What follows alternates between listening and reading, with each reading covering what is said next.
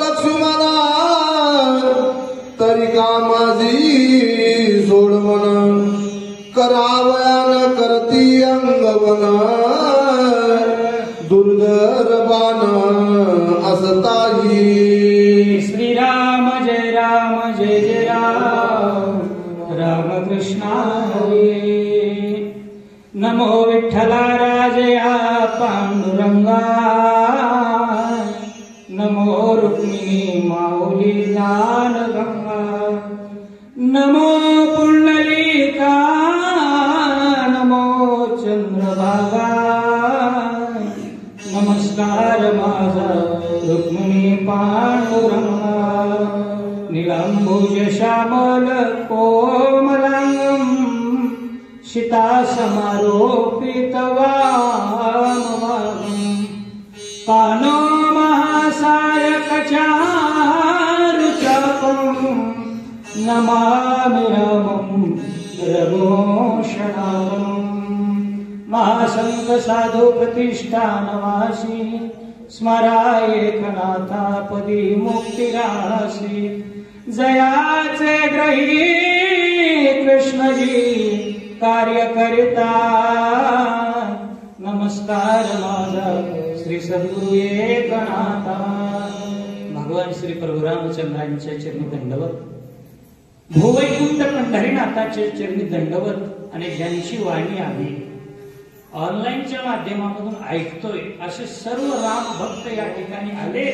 या सर्वांच्या चरणी दंडवत तुम्हाला पाहण्याचा योग हा पहिल्यांदाच आहे आणि सर्वांना एकत्रित आणण्याचं काम ज्यांनी केलेलं आहे आमचे हरिभक्ती परायण खरमाळे महाराज आदरणीय खरमाळे महाराजांच्या वतीने या ठिकाणी श्री क्षेत्र पंढरपूर या ठिकाणी पवित्र असणाऱ्या सरिता मातेच्या चंद्रभागेच्या काठावर श्री संत आगणी साधू माधव बाबाच्या मठामध्ये या महात्म्याचं काय वर्णन करावं महाराज या वर्षीचा सप्ताह झाल्याच्या नंतर चुलवण जर बंद केलं आणि चुलवण बंद करून टाकल्याच्या नंतर पुढच्या वर्षी ज्या वेळेला सप्ताहाला आरंभ होतो तो आरंभ झाल्याच्या नंतर पुन्हा वर्षभराच्या नंतर ते चुलवण खोदल्या जातंय आणि त्याच्यामध्ये जे पुरून ठेवलेले कोळसे असतात ना त्याला वरून हवा घालतात अशी कप्ताने वारा घातल्याच्या नंतर त्याच्यामध्ये माधव मामाचा एक कोळसा असा असतो पुन्हा डबीची गाडी ओढायचं कामच नाही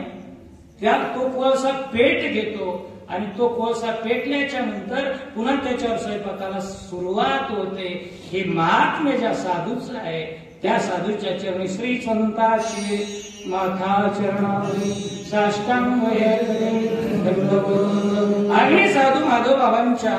माधव मामांच्या या सानिध्यामध्ये आपण कथा करत आहोत संवाद किती गोड आहे ब्रह्मपत्र मला म्हणायचं हे ब्रह्मपत्र नसून साधू संतांचं संमेलन आहे माझे जातीचे मज भेटो कोणी आवडीची धनी फेडा माझ्या जातीची सगळी मला भेटले पाहिजे यासाठी हा उठाठेव प्रयत्न आहे चला विषयाकडे ओळूया मुद्रिका हातामध्ये धरली आणि धरल्याच्या नंतर अचेतनाशी सचेतन सीतामाता संवाद करू लागल्या सीतामाई म्हणते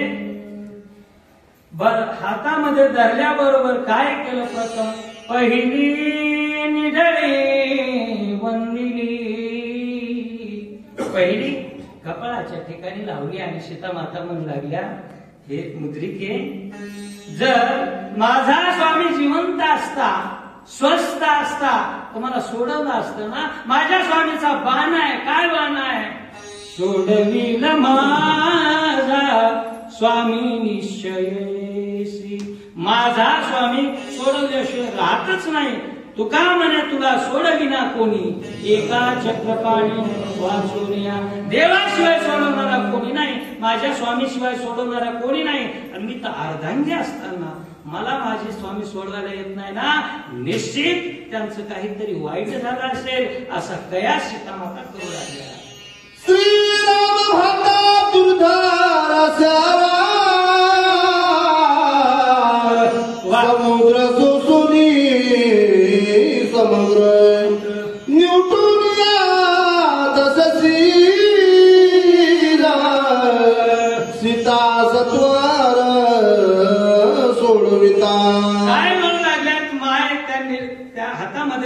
केलेल्या मुद्रिकेला, हे मुद्रिके, माझा स्वामी जर कोपला असता तर त्याच्या हातातले बाण हे काय, त्याच्या हातातले बाण ही शोभेची वस्तू नाही. एक जर बाण हातामध्ये काढला, तो धनुष्यावर जोडला, तर तो जोडलेला बाण पाहिल्याच्या नंतर जगामध्ये सगळ्यात मोठा देव ज्याला म्हणतो तो महादेव. देखोनी श्रीरामाचा बाण महादेव घाली लोटांगण,